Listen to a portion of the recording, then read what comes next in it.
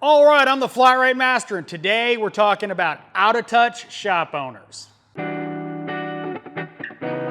All right, so I've got friends that have gone to work for various shops. I'm gonna just be honest. They're shop owners that are just out of touch with reality. What a technician should make, the benefits they should get.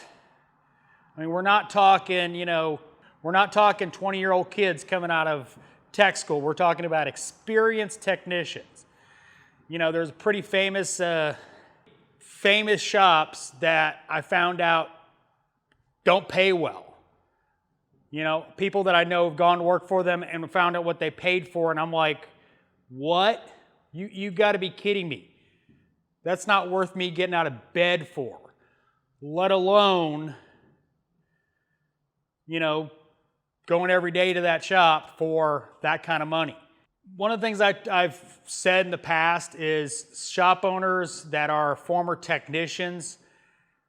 So let's talk about what happens.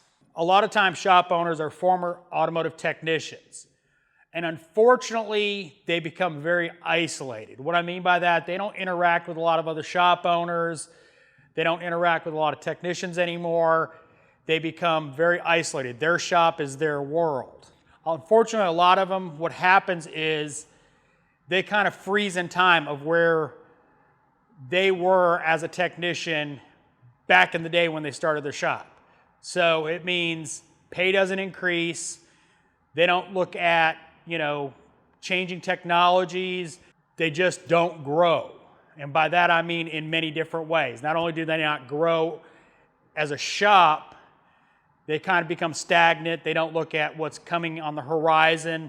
They don't, they may pay for training for their technicians, but they may not.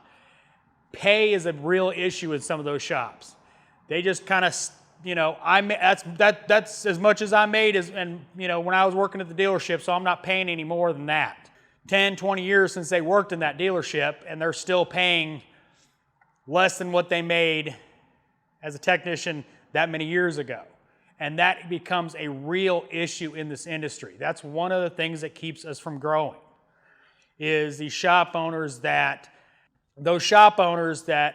get all isolated and, they can't see the peeling paint on the wall is a great example. Management groups will come in and point out, well, did you see your sign? It doesn't work and the letter's falling off, and you got to fix that, because you've been driving to that shop for 20 years and you don't even look at anything anymore. And that's one of the bad things about this industry, is so many shop owners become that isolated. You need to get into management groups. You need to, not the gurus, but interact with other shop owners that are diverse. Now, the reason I say that is a lot of the shop owners, especially on IATN, I'm going to pick on them because they become very like-minded, and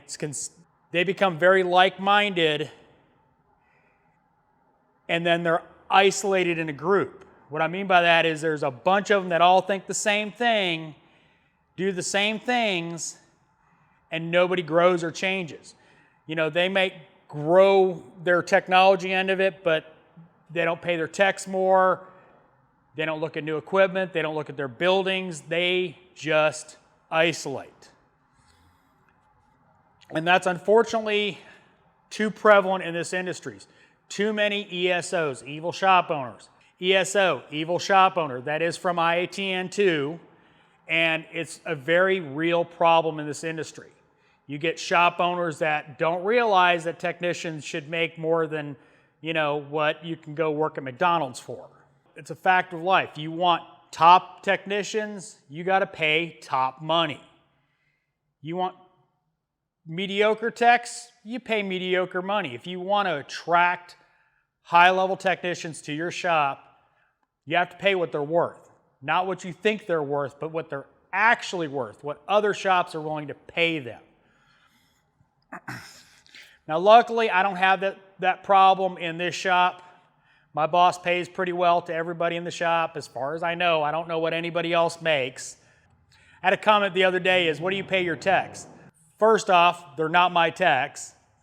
They work for my boss who pays me, and I don't know what they make. I don't want to know what they make. I don't want to know what Bam Bam take home is at the end of the year. I don't want to know what Zach's take home is at the end of the year. I don't want to know. I shouldn't know.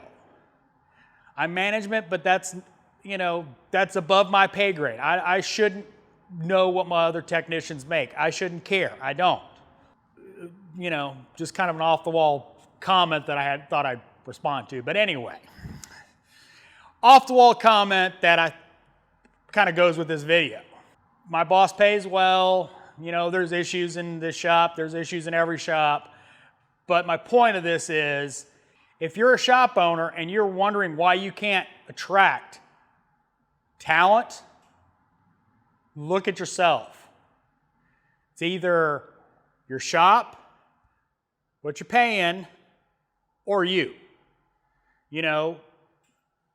Older technicians can be a grumpy sort, and sometimes personalities can put off people. So all those factors go into finding talent. Because remember, I've talked about it in the past when looking for a job. You're interviewing the shop just as much as they're interviewing you. When you can't find technicians to come work for you, you have to look at yourself. You have to look at the shop itself, the equipment, everything going on, the outside look of the shop. I mean, let's face it. Do you want to work in a rundown shop, or you want to work in a nice, well-lit building, that has curb appeal? And yes, you have to pay your technicians well. Period, end of story. You want top talent, you got to pay top money. I know shop owners hate hearing that, but that's how you get talent. You pay for it. So, hope you enjoyed this video. If you did, give me a thumbs up. If you want to see more videos like it, subscribe. Make sure and hit that bell notification to get notified when I put out a new video. And as always, thanks for watching. I am the Flat Rate Master.